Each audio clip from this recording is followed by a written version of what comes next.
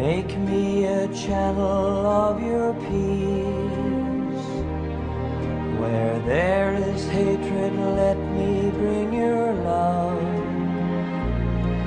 Where there is injury, your pardon, Lord. Bien, soy Mario Brown, y vengo de un pueblo pequeño al sur de Buffalo y Niagara, pegado a Canadá, ¿no? Entonces en mi pueblo había escuela parroquial regentada por monjas y toda primaria tenía monjas como profesores, como maestros, ¿no? Y creo que ellos hablaban de las misiones, porque en aquel tiempo no había tanto foto ni gigantografías ni propagandas, ¿no? Pero creo que ellos hablaban de las misiones y de ahí, de chico yo decía, algún día si soy sacerdote, quiero trabajar en las Amazonas. Había escuchado del río Amazonas. Entonces eso era mi deseo de chico, ¿no? Cuando estuve en la universidad de los padres franciscanos y tenía 20 años, ya estaban terminando el tercer año.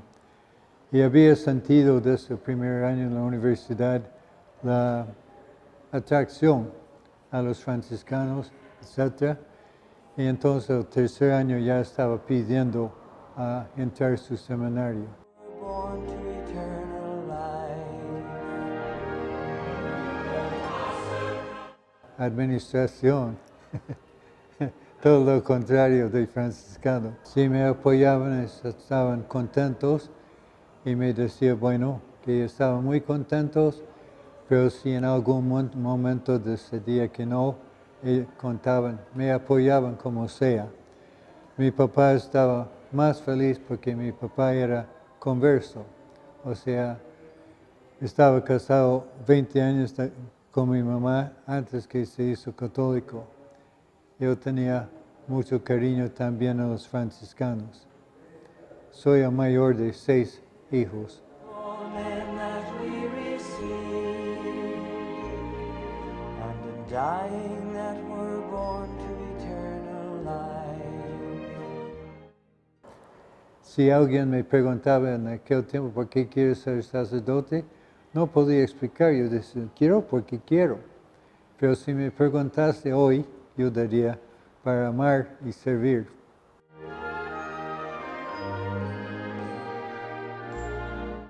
Francisco. Segundo, Damián de Molokai. Y también San Pedro.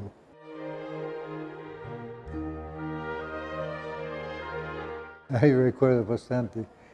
Era el año 59, octubre de 59, y el aeropuerto era Corpac, pero era chiquito y esa parte no estaba desarrollada todavía.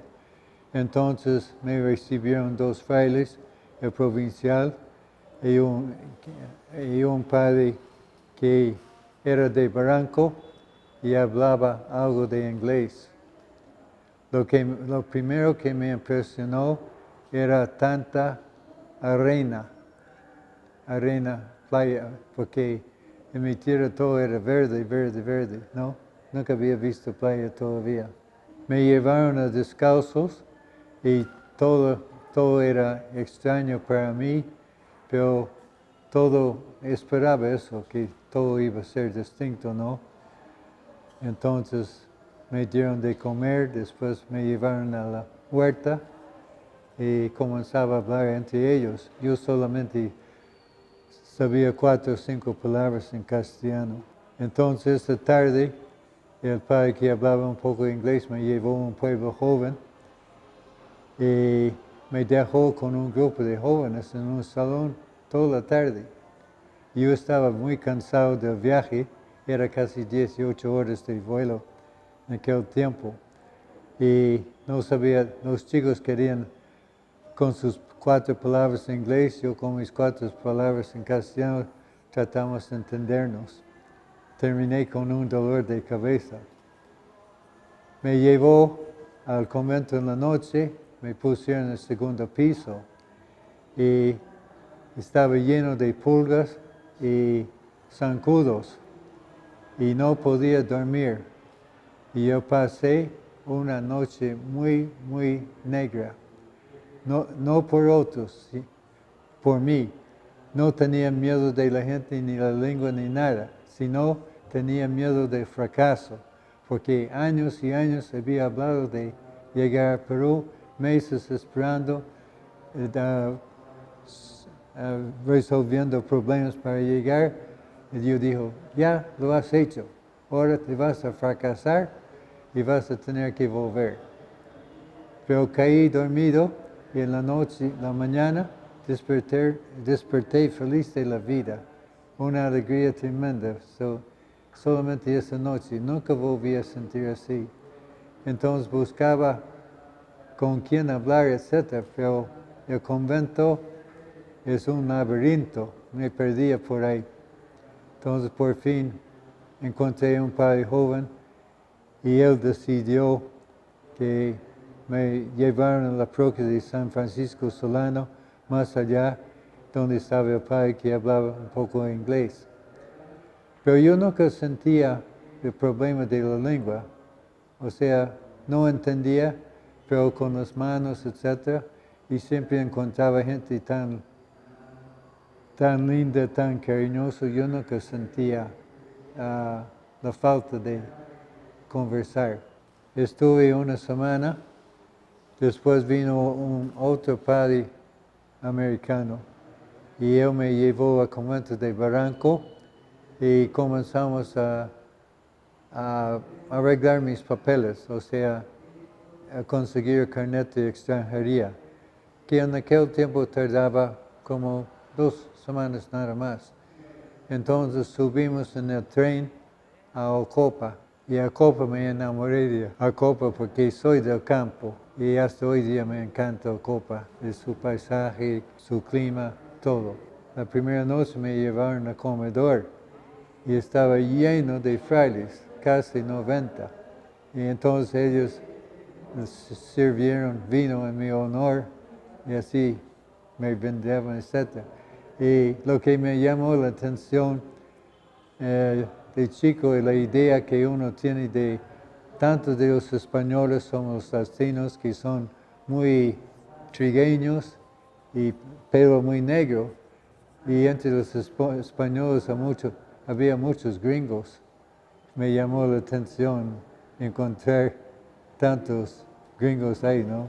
Los compañeros eran tan cariñosos conmigo que nunca sentía solo. Y entonces a veces salimos a caminar. Éramos tantos frailes que salimos del convento 2 veces a la semana. Y los vecinos me contaban años después, parecía una gallinería. Se abría la puerta y todos salimos con el hábito pisando unos a otros, ¿no? Y entonces todos salían hablando muy rápido y muy fuerte, pero sin fallar, a los 5 minutos había 2, uno a cada lado de mí, hablando despacio para acompañarme, ¿no?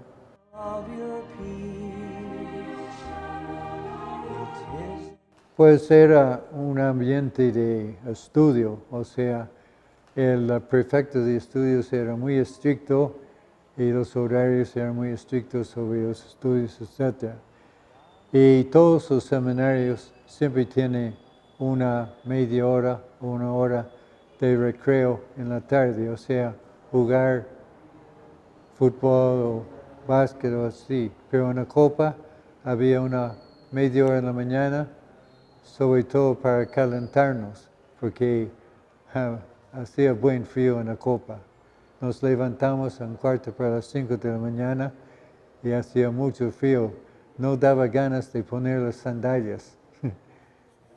Y después ya nos tenía ocupado todo el día. Entonces ya a la primera misa en la capilla, abajo, puro latín, y después, mientras que los sacerdotes celebraban el latín, nosotros rezamos todo el catecismo de memoria. Después ya subir al segundo piso, ir a la iglesia grande para el oficio y llamamos de vino. Ahí había otra misa. Después algunos, terminando la meditación, teníamos más oficio, pero algunos iban a desayuno temprano para cantar más misas. El convento era una fábrica de misas en aquel tiempo. A las 7, siempre infalible, 2 panes y una taza de leche caliente y leche bien espeso, por las vacas en la sierra, ¿no? Y en Estados Unidos solamente hay leche caliente para bebés. Siempre toman su leche fría, aunque sea invierno. Y los primeros días me daba náusea, pero al tercer día por el hambre ya me acostumbré. Pero siempre eran 2 panes y entonces había café de padre y café de seminarista. Entonces el café era pasado así, líquido, ¿no? Entonces los padres tenían las primeras botellas que salía, que era espeso, pero cuando llegaban nosotros era muy aguada. Y una vez nosotros exigimos a los padres que queríamos café de padre, no de seminarista, pero no lo conseguimos. Pero quizás la figura que más llamé la atención en el principio tuvimos lo que llamamos un maestro, que era encargado de la disciplina de los jóvenes, ¿no? Era chiquito, sumamente observante, como digo, recto y observante, pero siempre él había estudiado en Roma, entonces a mí siempre me llamaba cada cierto tiempo porque se preocupaba que yo iba a sentir solo, ¿no? Y en el cerro atrás hay una gruta que hizo la generación de Padre Goico, de estudiantes, y a mí me gustaba ir. Y a veces me llamaba, dice, gringo, te veo medio fruncido, castigado, vas a visitar a la Virgen. Sabía que me gustaba ir, era más o menos media hora de subida, y cualquier fiesta de la Virgen, cumpleaños de mi mamá, cualquier pretexto, me daba permiso ir. O sea, como era un poco mayor que los otros y poco más mundo si quieres, me trataba un poco distinto. Todo el río N era Achaninga, no había extraños, etc., el único yo. Y todo era naturaleza, tal como lo dejó Dios. No había caminos ni nada. Tenía que llegar 2 días en canoa desde Sibia. Llegué, no había herramientas, no había nada, solamente techo. Entonces viví igual como ellos. Entonces ya a los 2 meses tuve que salir 2 días a Ayacucho, después a Lima. Conseguí herramientas, algunas cosas, más de comida, etc. Y comenzamos a abrir un campo de aterrizaje, porque para ayudar a la gente teníamos que mejorar la comunicación. Y la meta era un campo de 1 kilómetro de largo por 50 de ancho.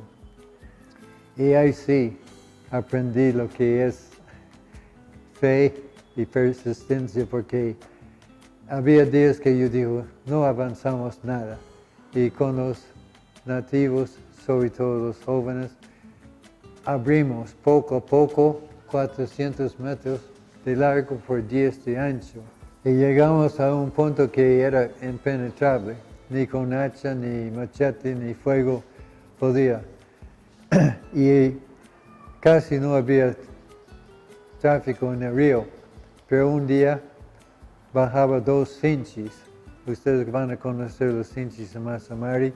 Y estaban bajando en balsa y subieron. Dice, padre, ¿podemos quedar la noche? Yo digo, 2 o 3 noches si quieren, porque me gustaban las visitas. Entonces, en la noche decían, padre, pero ¿cómo vas a avanzar con ese campo? Los árboles son tan altos, etc. Yo digo, no sé, pero tenemos que hacerlo. Y ellos decían, pero nosotros nos gustan proyectos así. pide permiso a Lima, a las autoridades y venimos. Avisé a otro padre que estaba en Lima, hizo las gestiones, me avisaron que venían y un día con un avión Buffalo, 30 cinchis con sus paracaídas rodeaban encima de la misión y caían. Tenía que explicar a los nativos días antes cómo iba a ser la cosa. Después bajaban también con sus sierras mecánicas, todas sus herramientas, toda su comida. Y decían, Padre, nosotros no queremos perjudicar la misión, solamente te pedimos dos cosas, agua y limones. Los limones terminaron a los 3 días, el agua siempre tenemos. Pero estaba levantando un galpón y ellos tendían sus hamacas ahí y eran como 30 cinchis y su teniente los tenía así, más gastos que frailes, porque si se metían con las chicas nativas, ya sabían, flecha. A los 30 días, 30 cinchis, tuvimos un magnífico campo de 1 kilómetro por 50 de ancho. El día que se fueron,